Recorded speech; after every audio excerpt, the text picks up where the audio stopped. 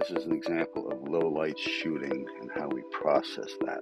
This is a recent job done at the U.S. Customs House. It's a very dark auditorium, and in order not to get movement, to get blurred arms, blurred people, I shoot at shutter priority, 125, 100, depending on what lenses I'm using. So you end up with dark images.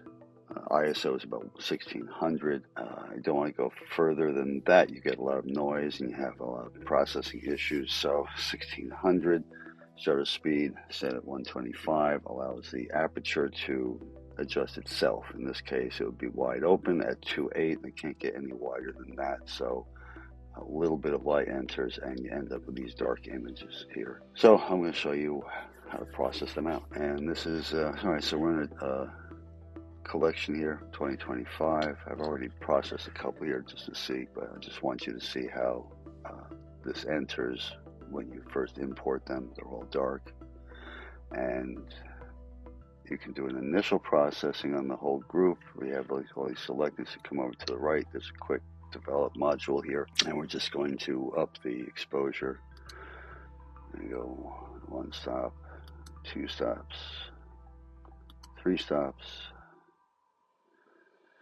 And let's see how they're looking.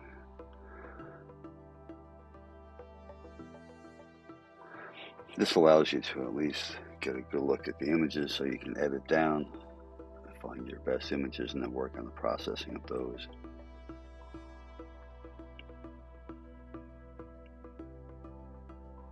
Alright, so for quick processing, that's good enough. And I'm going to do here probably the same. Just pick the same one I did before because that worked out pretty well, and it's a good example. So we're going to Command D, deselect all these, and I will now select this image here to work on. So let's go into the Develop module.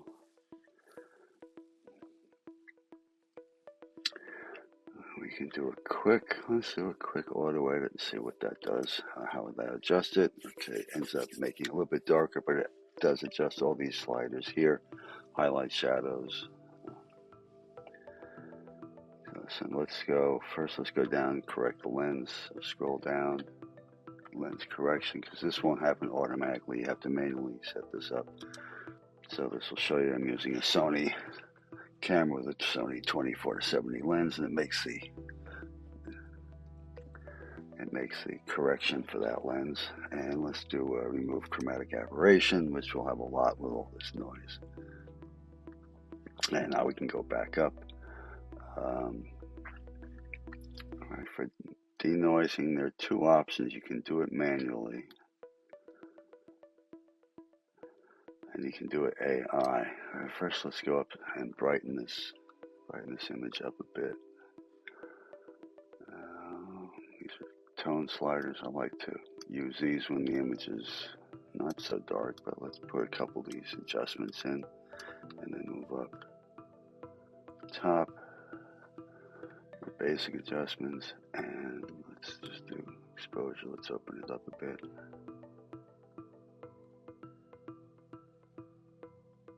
Okay, that's about the way the lighting actually was. And you can see there's a lot of noise in here.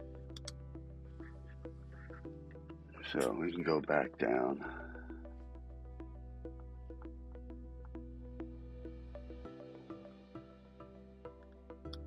And adjust the slider. Let's bring it up. See how that looks.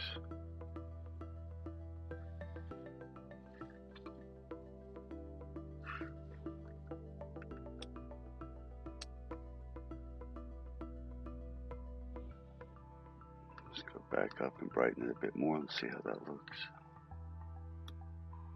There, you've almost opened this up 4 stops from the original exposure. So not too bad. Let's adjust the color a bit. It's a little on the orange side. Let's add a little bit of blue.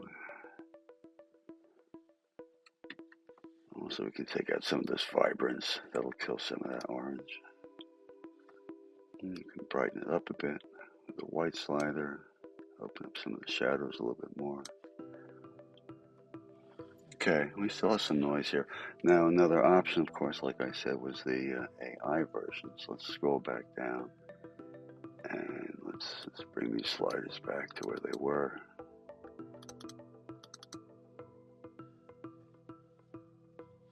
Okay, so that's the original image there. And let's just click on this and let the computer do it, let AI fix it. Okay, so that's the original.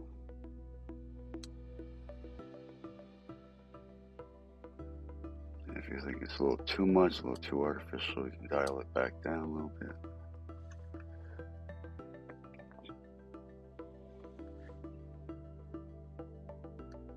Of course, and this is also zoomed in pretty much. You're never going to zoom in that big on this image. So let's go click in on that. Enhance.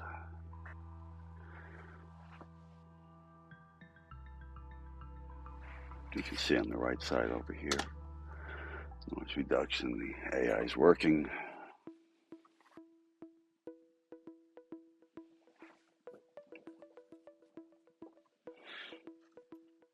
Yeah, it did a pretty good job. I'm seeing some spots here, some of those little white dots here and there, which if it's a real big deal, you can usually go in and spot those out.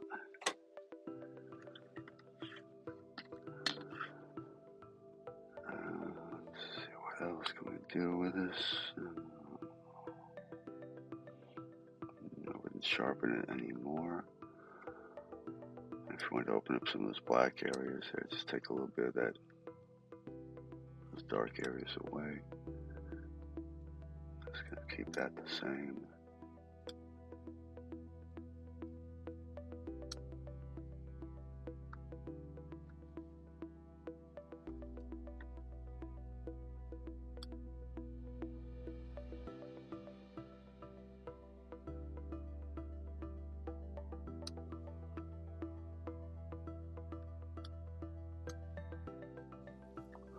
Once isolated, hit the L key a couple times and isolates all those side panels. And hit the L key again, just bring all those back. And now let's compare it to the original image, which is the enhanced image over here. You see, enhanced, and the one next to it is the original image. We go back to library mode here.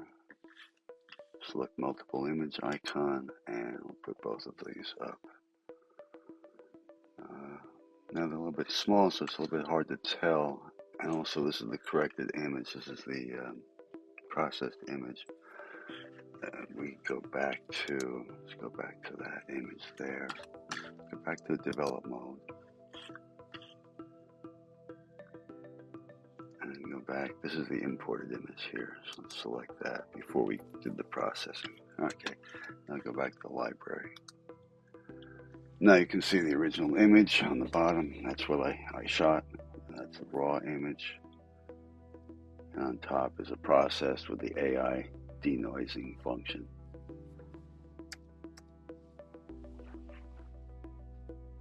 So to show you, you can shoot in dark spaces, capture an image without the blurring of slow shutter speed, and still end up with a very usable image.